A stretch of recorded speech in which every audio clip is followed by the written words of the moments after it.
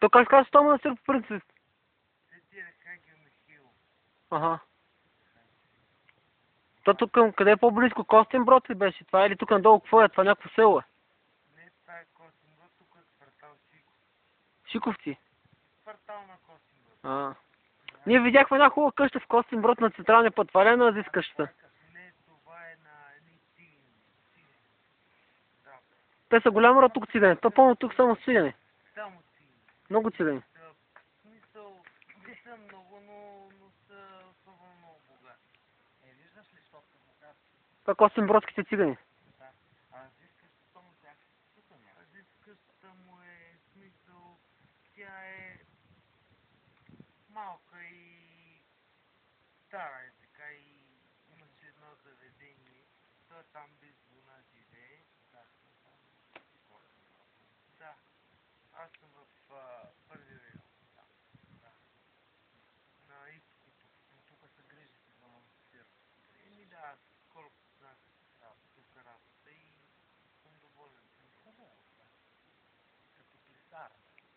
Да, може да кажеш. Велислав, ти знаеш тук всичко за манастирите, а? Знам, аз много обичам по манастирите. Я кажи историята на този манастир, знаеш ли? Не знам историята, но аз съм също да има. Значи Васил Левски тук е основал комитетите едно време и това се знае, че тук от седъл е така. Значи... Ма тогава е било по-голям манастир ли? Тук околието е така са гледали едно време много животни и пил разрасна се така и последно време западна, не знаете как е. Да, всичко западна. Да.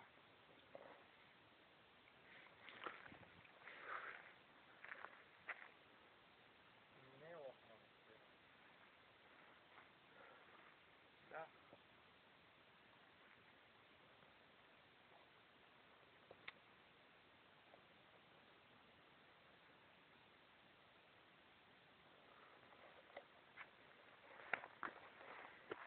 Къде ти Гелето?